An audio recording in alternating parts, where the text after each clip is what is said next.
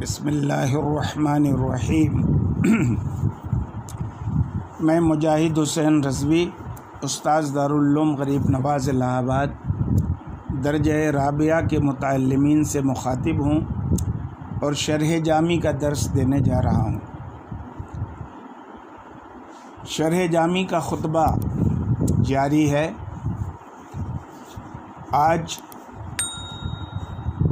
جو عبارت آپ کو پڑھنی ہے وہ یہ ہے: نظمتها فی سلک التقریر و سمت التحریر للولد العزیز ضیاء الدین یوسف حفظہ اللہ سبحانہ عن موجبات التلہف والتأسف وسمیتها بالفوائد الضیائیہ لأنه لهذا الجمع والتالیف كالعلة الغائیہ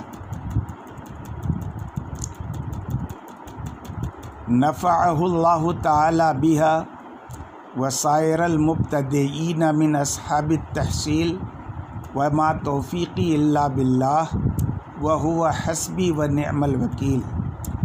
اعلم ان الشیخ رحمہ اللہ تعالی لم يصدر رسالته هذه بحمد الله سبحانه بأن جعله جزءا منها هضما لنفسه بتخیل ان کتابه هذا من حيث انه کتابه ليس ككتب السلف رحمهم الله تعالى حتى يصدر به على سننها ولا يلزم من ذلك عدم الابتداء به مطلقا حتى يكون بتركه اقطع لجواز اتيانه بالحمد من غير ان يجعله جزءا من كتابه۔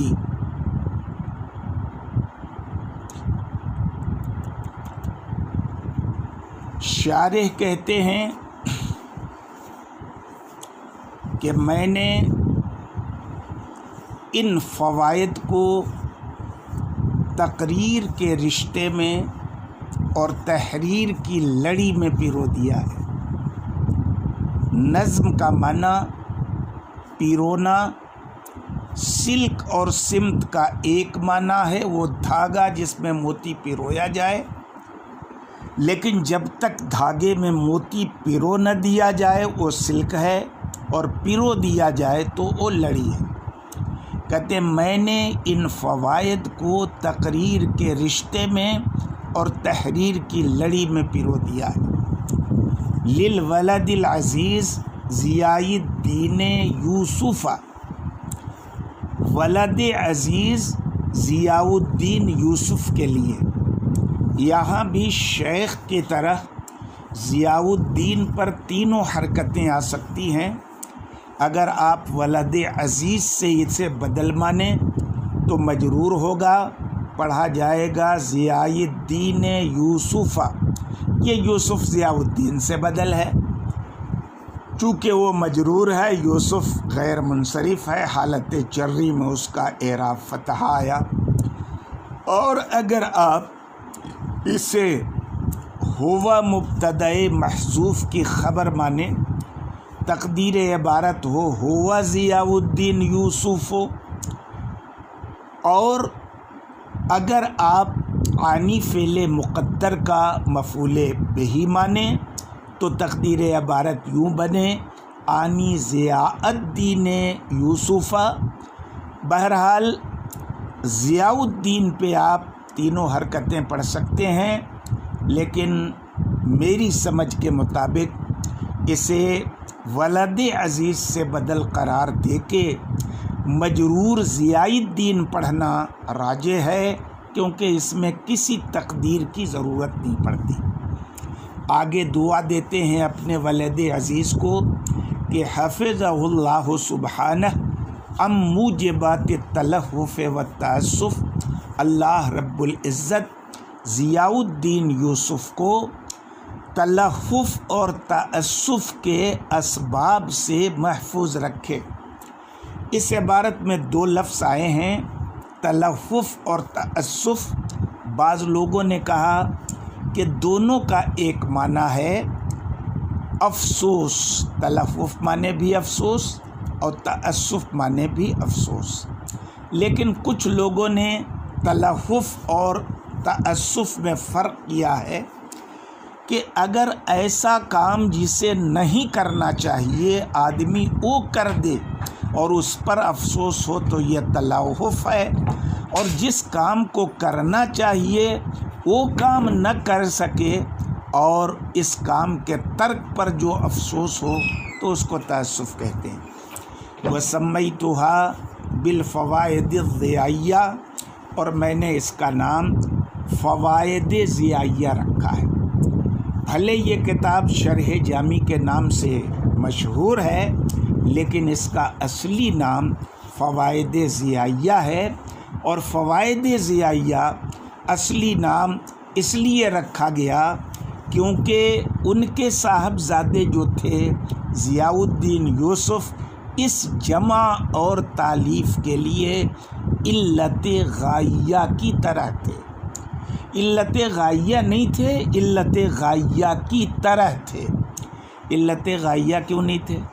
علت غائیہ کی طرح کیوں تھے؟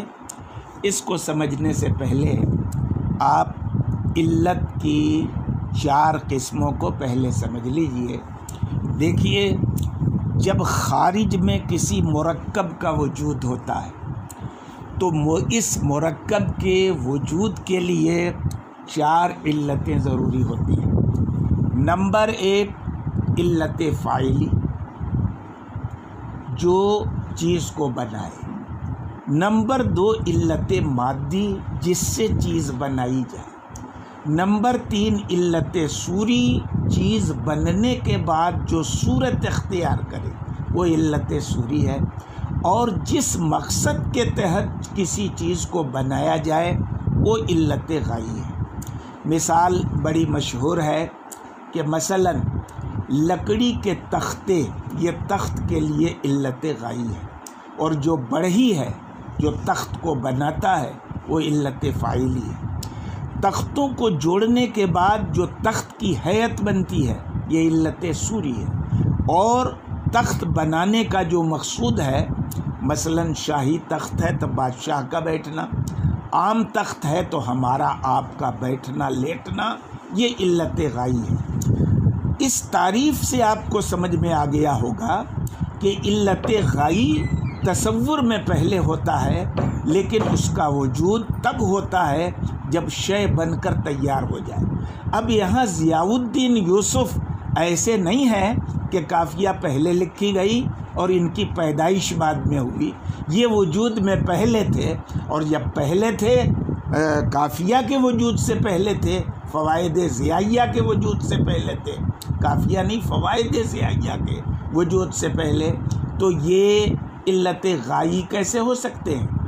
یہ علت غائی کا وجود تو شے کے وجود کے سب سے اخیر میں ہوتا ہے، اس لیے یہ علت غائیہ نہیں بلکہ علت غائیہ کی طرح ہوئے۔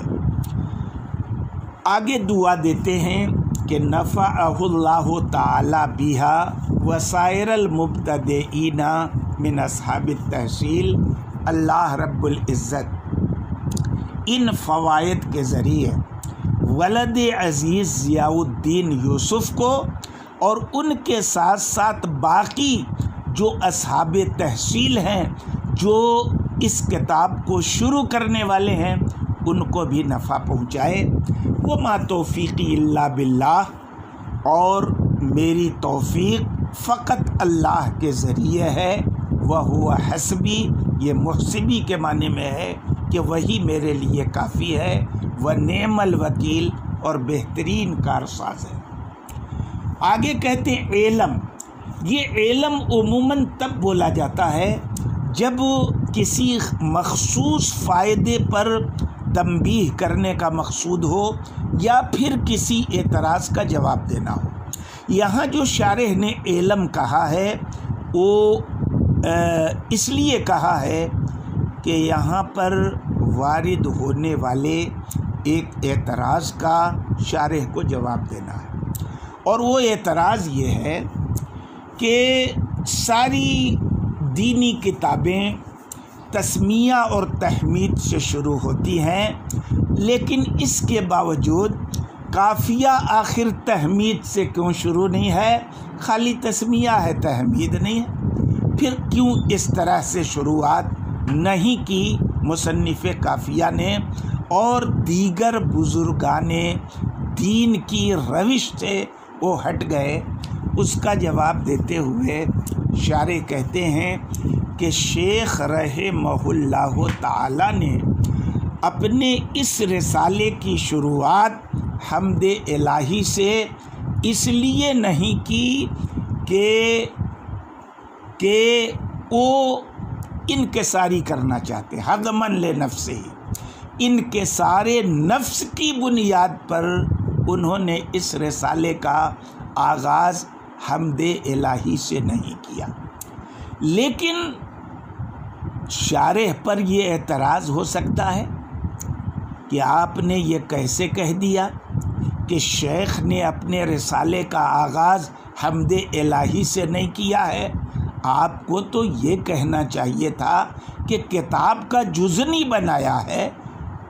تو اس کا جواب دینے کے لیے بیچ میں انہوں نے ایک عبارت اور بڑھائی، بِأَنْ جَعَلَهُ جُزْءًا مِّنْهَا، مطلب میرے کہنے کا حاصل یہ نہیں ہے کہ مصنف نے حمد الہی سے اپنے رسالے کا آغاز ہی نہیں کیا ہے، بلکہ کہنے کا مقصد یہ ہے کہ انہوں نے حمد الہی کو اپنی کتاب کا جز نہیں بنایا ہے۔ بہرحال حمد الہی کا جز کیوں نہیں بنایا؟ انکسار نفس کی بنیاد پر۔ انکسار نفس ہے کیا؟ کہتے ہیں بتخیل ان کتابہ ھذا من حیث انہ کتابہ لیس ککتب السلف، یہ خیال کرتے ہوئے کہ ان کی یہ کتاب اس حیثیت سے کہ ان کی کتاب ہے، بزرگوں کے کتاب کی طرح نہیں ہے۔ یہ من حیث انہ کتابہ لگا دیا، اس حیثیت سے کہ ان کی کتاب ہے، یہ بزرگوں کی کتاب کی طرح نہیں ہے۔ من حیث انہ کتابہ کی قید لگانے کا مقصود یہ ہے کہ قافیہ کی طرف بذات خود بنا دوسری کتابوں کی طرف نسبت کیے ہوئے یا بنا اس کی طرف نسبت کیے ہوئے کہ یہ مصنف کی کتاب ہے، اگر آپ دیکھیں تو انتہائی عظیم الشان کتاب ہے، لیکن اپنی چیز کو بڑا بنا کے پیش کرنا یہ انکسار نفس کے خلاف ہے۔ بھلے قافیہ عظیم الشان کتاب ہے، لیکن قافیہ کے مصنف اپنی کتاب کو عظیم الشان نہیں کہہ سکتے نا۔ وہ کہتے ہیں کہ ہماری کتاب بزرگوں کی کتاب کی طرح نہیں ہے، اللہ بزرگوں پر رحم فرمائے۔ اور جب بزرگوں کی کتاب کی طرح نہیں ہے تو اس روش پہ اگر شروع کرتے جس روش پر بزرگوں نے اپنی کتاب کی شروعات کی کہ پہلے تسمیہ کا ذکر کیا پھر تحمید کا ذکر کیا، تو یہ شائبہ گزرتا ذہن میں کہ انہوں نے اپنی کتاب کو بزرگوں کے کتاب کے ہم پلہ کرنے کی کوشش کی ہے۔ اس شائبے سے بچنے کے لیے مصنف نے تحمید کا ذکر چھوڑ دیا۔ اب رہ گئی یہ بات کہ انکسار نفسی اللہ کے رسول کی ہدایت کی پیروی میں ہے۔ حضور اکرم صلی اللہ علیہ وسلم کی ہدایت ہے کہ کسی بھی ذیشان کام کو تم حمد الہی سے شروع کرو، اور اگر حمد الہی سے شروع نہیں کرو گے نا تو تمہارا کام ناقص ہو جائے گا۔ تو پھر اس میں انکسار نفس کہاں ہے؟ اس میں تو فرمان رسول کی خلاف ورزی ہے۔ کہ نہیں، فرمان رسول کی خلاف ورزی نہیں ہے۔ فرمان رسول کی خلاف ورزی تب ہوتی جب وہ مطلقاً اللہ کی حمد کو چھوڑ دیتے۔ یہاں خالی لکھا نہیں ہے، رہ گئی بات زبان سے کہنے کی، تو ممکن ہے کہ انہوں نے زبان سے کہہ لی ہو۔ اور اتنے بڑے علامہ بزرگ کے بارے میں ہمارا حسن ظن یہی ہونا چاہیے کہ انہوں نے فرمان رسول کی خلاف ورزی نہیں کی ہے، اور قافیہ کے شروعات میں بھلے نہیں لکھا قلم سے، لیکن زبان سے انہوں نے حمد الہی کر لی ہے اور اس طرح سے ان کی کتاب ناقص اور دمبریدہ ہونے سے بچ گئی ہے۔ تو کہتے ہیں کہ ولا یلزم من ذلک عدم الابتداء بہ مطلقاً، اور یہ نہ کرنے سے یعنی کتاب کا جز نہ بنانے سے حمد الہی سے مطلقاً شروع نہ کرنا لازم نہیں ہے، حتیٰ یکون بترک ہی اقطع، یہاں تک کہ ان کی یہ کتاب حمد الہی کے ترک کی بنیاد پر ناقص ہو جائے۔ کیوں؟ لجواز اتیان ہی بالحمد، کیونکہ حمد لانا ممکن ہے من غیر ان یجعلہ جزءا من کتابہ، اپنی کتاب کا حمد کو جز بنائے بغیر۔ کہتے ہیں وہ بدا بتعریف الکلمۃ والکلام، اور مصنف نے کلمہ اور کلام کی تعریف سے اپنی کتاب کا آغاز کیا۔ کیوں آغاز کیا؟ اس لیے کہ اس کتاب میں کلمہ اور کلام ہی کے حالات سے بحث کی جائے گی، کیونکہ علم نحو کا موضوع کلمہ اور کلام ہے، اور موضوع وہی ہوتا ہے جن کے حالات سے علم میں بحث کی جاتی ہے۔ تو کلمہ اور کلام جب علم نحو کا موضوع ہے تو جب تک کلمہ اور کلام کی معرفت نہیں ہوگی ان کے احوال کی معرفت کیسے ہوگی؟ اس لیے کہتے ہیں فَمَتَى لَمْ يُعْرَفَا كَيْفَ يُبْحَثُ عَنْ أَحْوَالِهِمَا، تو جب تک کہ کلمہ اور کلام کی معرفت حاصل نہیں ہو جائے گی تو پھر ان کے حالات سے بحث کیسے کی جائے گی۔ آج کے سبق میں اتنا ہی، کل سے انشاءاللہ کلمے اور کلام کی تحقیق کی شروع